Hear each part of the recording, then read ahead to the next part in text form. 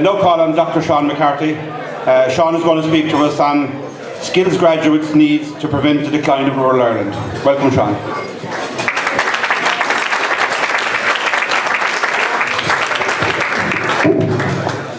Good evening, ladies and gentlemen. How many people are from Drina tonight? Okay, so I'm not alone. I'm not as well known as a lot of the people here tonight. So for the older generation, my father was Jerry McCarthy, who worked in Drina Co-op in the lower wholesale. And for the younger-ish generation, about 4 years ago, I was trying to learn about social media. So I decided to set up a Facebook group called Drina People. And I checked it this morning, there's 925 people all over the world, every week sharing stories, photos, meeting each other all over the world. So any of you here that are on Drina People, here's a big like.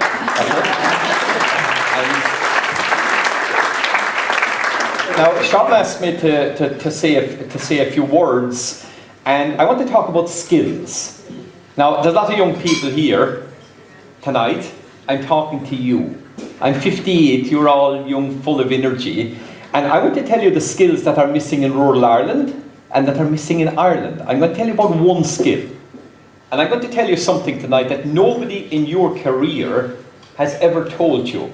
That I wish somebody had told me. I found it the hard way. And it's something that's missing in the whole education system. Not in Ireland or across Europe. The Americans have it. The Europeans and Irish don't have it. So wait for it. So first of all, I need to tell you what I do.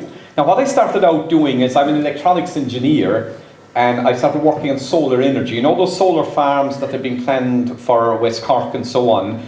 We were developing those technologies back in the 80s, and I was flying all over Europe, meeting scientists, companies, and so on. So I had a fantastic time for 10 years, literally visiting every place in Europe.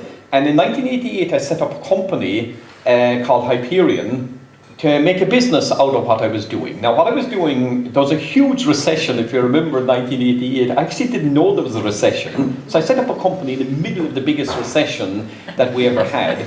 But my business was in Europe. So I was flying all over Europe, talking at conferences, exhibiting, writing articles in paper, new magazines about the technologies we were developing.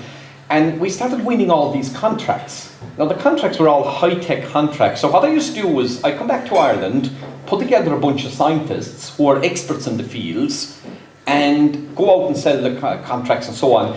And then we started getting bigger and bigger contracts. So I was subcontracting to huge research centres in Germany. So I was like a middleman between the scientists and the businesses. Around 1995 then, I was approached by a director of a big research centre in Europe, and she said to me, how come you can go out there and win all this business, and our scientists, who are the world's experts, can't win it? We have a major problem. We're putting all this money into science, and still the business isn't benefiting for it. So anyway, I said to her, I'll tell you what, I'll set up what we call Dragon's Den today. I called it a clinic. So I said, give me your 10 best scientists, and I pretend to be an investor or a company. So they came in front of me anyway, and they were pitching their ideas, and they were a disaster. I must say, and I used to fall asleep in the middle of the presentation, you know. And I genuinely was falling asleep, so I'd say, wake me up there when you're finished, you know, and all this thing. And so I went back to the director, and she said, what's the problem? I said, you have a major problem. They can't sell. They can tell for hours what they're doing, but they can sell to investors. So she said, look, is there anything you can do for us? I said, look, give me your 10 worst for 2 days, and I'll sort them out. So I designed this course, and she even gave me money for it. You know, I was actually offering to do it for free, to such fun to do. She said, no, I have to give you a contract. So I said, fine. And so I designed this 2-day course, and after 2 days, they were like Donald Trump. They were selling in 1 minute. One guy set up a company which became a very successful company afterwards. And then she said, okay, we need to train more people. So they gave me 10 more contracts. And then other universities started to hear what I was doing in research centres. And Philips, the headquarters, heard what I was doing.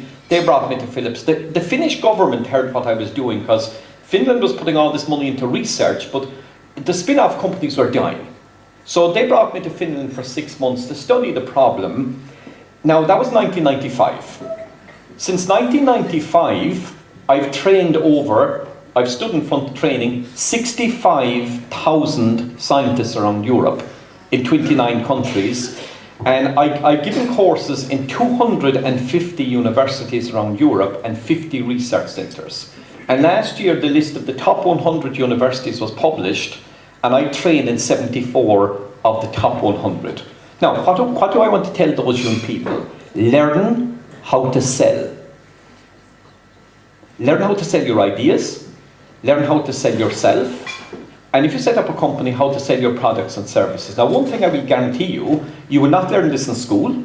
You will certainly not learn it in university, and you can take a course on it. The way you learn to sell is, look at Sean Collins, has to sell every day. Pat has to sell when he's doing his next film. Every single day I go to work, I sell. So forget about studying this. Watch the people in Drina. How does Drina Co-op? It's been on the road for 50 years or something. What do they do? How do the music industry sell? So what I teach people is how to sell their ideas. And if you look at startup companies, and this is one thing Ludgate has to look at, is 50% of all startups die within 3 years.